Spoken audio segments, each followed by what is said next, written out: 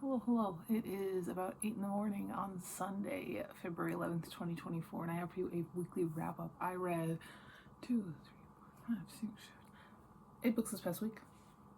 So let's get into it. First up, I read a book on my Kindle app. I do have a Kindle. I cannot remember the last time I've used it. I need to just get rid of it.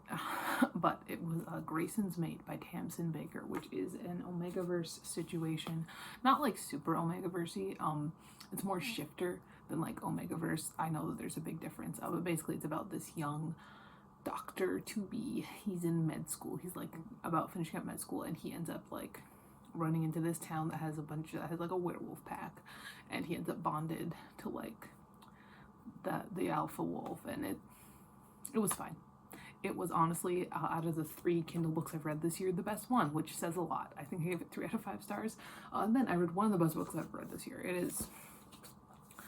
I've been kind of putting it off. I got it like a couple years ago, and I've been putting it off because I was just kind of, I don't know, just like, it's kind of intimidating. It's not very big, but it's kind of intimidating. And I read it in like one day, and it was just so much.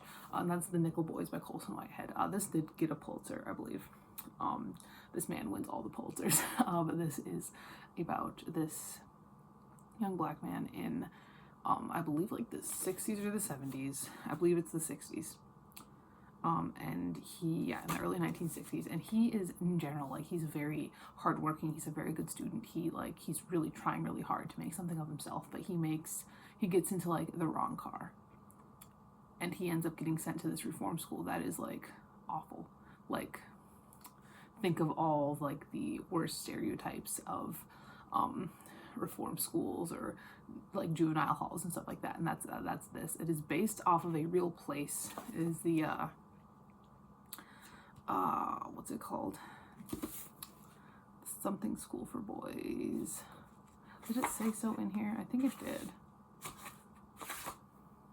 Yeah, the Dozier School for Boys. It's based off the Dozier School for Boys, which was a nightmare.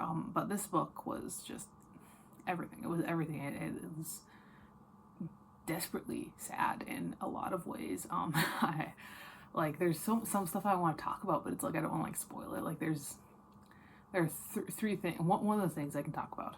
So there's this one character in there, and he is half Mexican, and they keep they since the 60s they have a area for the kids who are white and the kids who aren't, and they just keep shuttering him like back and forth based on how tan he is, basically, because they can't figure out where to put him.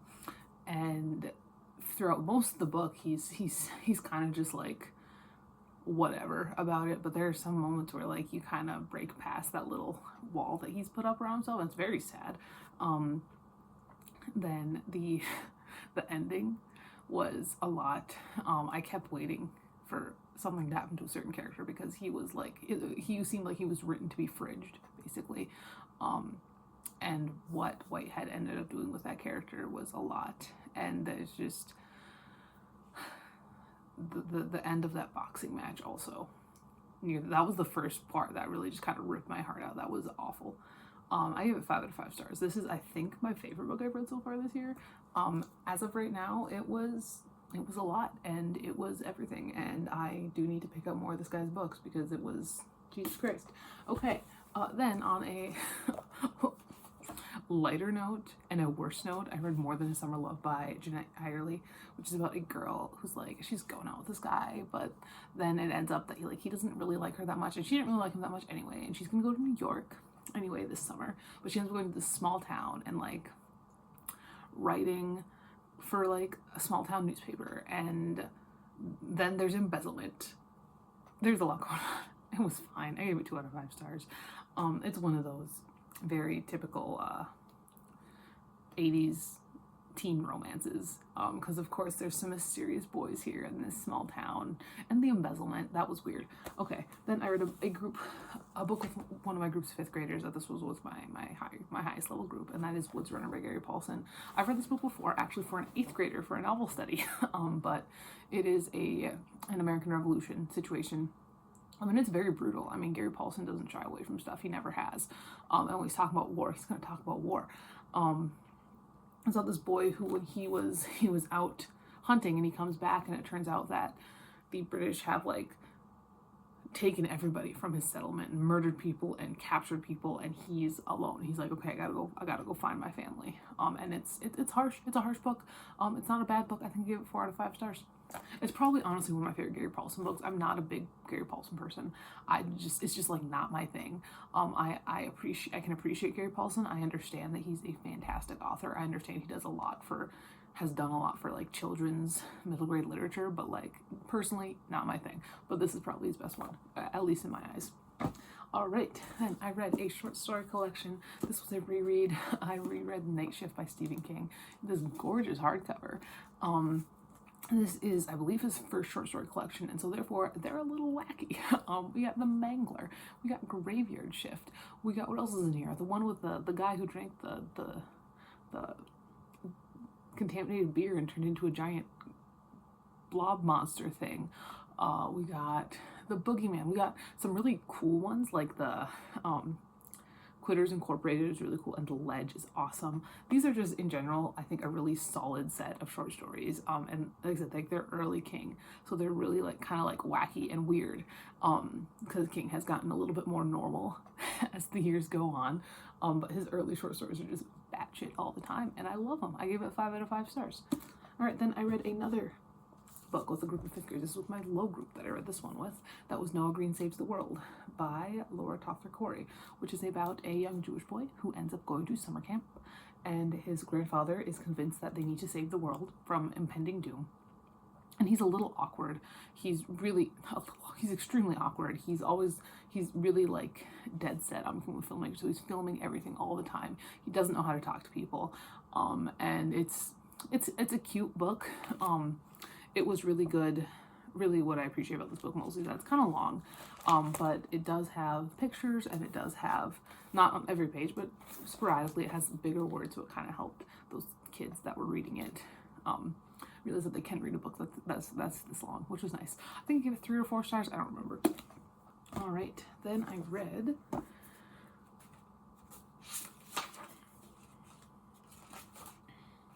Between Shades of Grey by Ruth Pettis.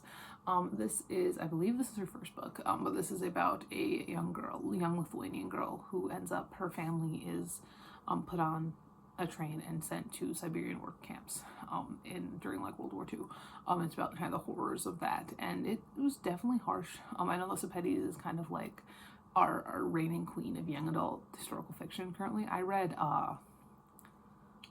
the book about the Romanian journalist kid, like You Will Betray Me, or I Will Betray You, or it's something like that. I'll put up a picture. I read that one. And that one was decent, and this one was decent too. Like I said, like World War II is not like my thing. In terms of historical events, I obviously, understand the gravity and the horrors of World War II, but it's not one that I generally choose to pick up fiction books about. But this was interesting because it didn't focus on what World War fiction normally focuses on, which was kind of interesting. Gave us another view into a different horrific thing happening. But no, it was decent. It was just solid. Like, objectively speaking, this was a solid, good book. Subjectively speaking, not my favorite. 4 out of 5 stars. All right, and then finally, I read a dense nonfiction book because the book wall has decided that I'm getting through all of these, and I forgot to write enough time.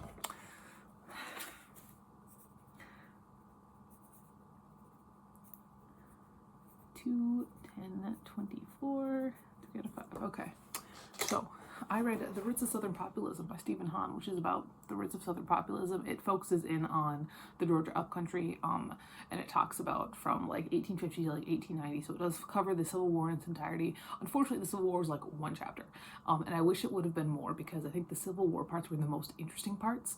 But no, this talked about the kind of the social and legal things that made northern Georgia kind of how it was, and how Southern populism kind of grew and everything like that. It was interesting enough. So the Civil War and the antebellum South are kind of interesting. They're not my main historical thing, but when it comes to American history, that's kind of the most interesting at this point, or at least it was when I was in college. So I have a vague background on this, so it was like easier to get through.